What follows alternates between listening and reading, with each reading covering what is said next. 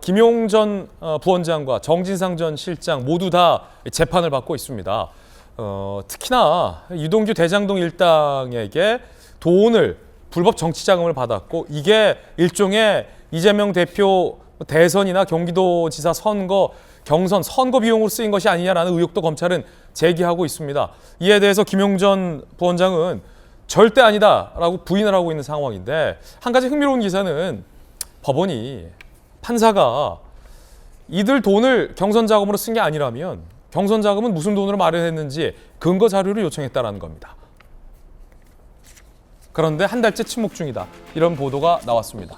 문화일보 보도에 따르면 지난달 7일 김용 씨의 1차 공판 과정에서 재판부가 만약에 그 경선 자금이 합법적인 경선 자금이라면 증빙 자료를 달라라고 재판부가 판사가 요구를 했다는 겁니다. 하지만 보도에 따르면 김용 전 부원장 측은 아직까지 합법적 경선 자금이라는 증빙 자료를 제출하지 않았다라고 보도가 나오고 있습니다.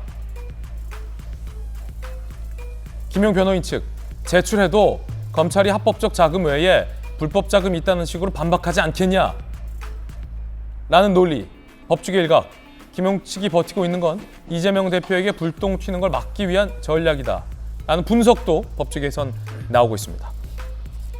여야 두 분 의견 들어볼 텐데 김병민 최고위원님, 네. 이 대장동에게 받았다는 그 돈을 결국은 이제 선거에 쓴 거 아니냐 불법적으로 아니다 반박하고 있는 과정에서 재판부가 그렇다면 합법적인 경선 자금이라는 증거를 내라. 왜 안 낼까요?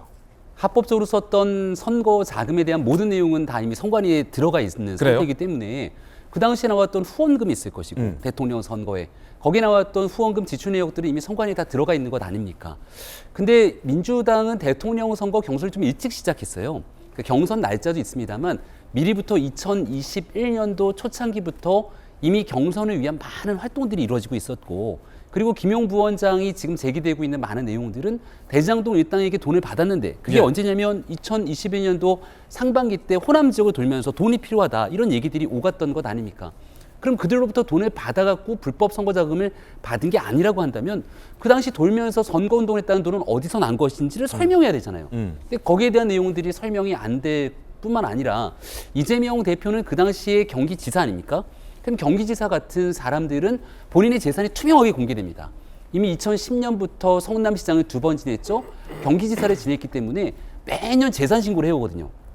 내가 갖고 있는 현금은 얼마인지 거기에 대한 주식이라든지 이 모든 일들이 공개가 돼 있는데 갑자기 어느 날 이 후원금도 아니고 그리고 재산 등록돼 있는 돈도 아닌데 뭔가 대통령 선거 과정에서 집행이 됐다면 여기에 대한 의구심은 커질 수밖에 없는 것 아닙니까?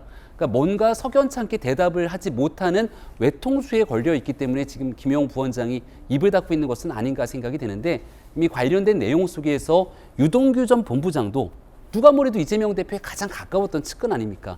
술술 얘기를 불고 있는 상황이기 때문에 오히려 지금 이 앞뒤가 맞지 않게 회피하는데도 한계에 다다른 것 같다라는 생각이 듭니다. 그렇군요. 자, 그럼 전재수 의원님 어떻게 보십니까? 그러니까 본격적인 공식 경선이랄까요?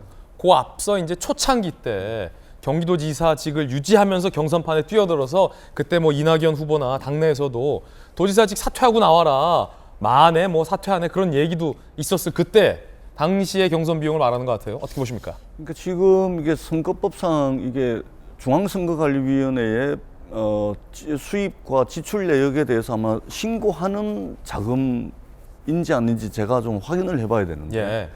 그러니까 이제 본경선, 그러니까 당내 경선을 떠나가지고 이제 본 선거에 있어서 정치 자금의 수입과 지출은 철저하게 중앙선거관리위원회에 보고를 다 하게끔 돼 있습니다. 그러면 중앙선거관리위원회가 보고만 받고 끝나냐? 그게 아닙니다. 영수증 지출된 거 있잖아요. 그러면 영수증에 뭐 어디 식당에서 밥을 먹었다 그러면 그 식당에 직접 가가지고 여기서 10만 원씩 먹었는데 그거 사실관계 확인을 전부 다 합니다. 그러니까 중앙선거관리위원회가 이제 뭐 선거를 치르게 되면은 수입과 지출 이게 대충 하는 것이 아니고 실사까지 다 나갑니다. 아, 그래요? 그럼요. 꼼꼼하게. 그러면 예를 들면은 지출한 곳이 한 1000군데 된다. 그러면 행정력이 받쳐주지 못하기 때문에 1000군데를 다 나가지는 않지만 몇 군데? 그 중에 샘플링을 해가지고 적어도 한 10% 이상, 100군데 이상은 직접 실사를 나가가지고 그 자금이 그렇게 집행이 됐는지 안 됐는지를 확인을 전부 다 하게끔 돼 있거든요. 그렇기 때문에 만약에 법원에서 이 경선자금을 제출 요구를 했다라고 한다면 이미 중앙선거관리위원회에 자료가 다 제출이 돼 있을 겁니다. 그런데도 불구하고 제출을 안 했다는 것은 아마 중앙선거관리위원회에 경선 때의 어떤 자금의 수입과 지출에 대해서는 아마 중앙선거관리위원회에 보고를 하지 않아도 되는 것일 수도 있을 겁니다. 보고를 해야 된다면 중앙선거관리위원회에 지출 내역이 다 있을 거라는 말씀을 드리고 또 한 가지는 사실은 불법 정치자금을 수수했다라고 이제 수사를 해서 기소를 한 것은 검찰 아닙니까?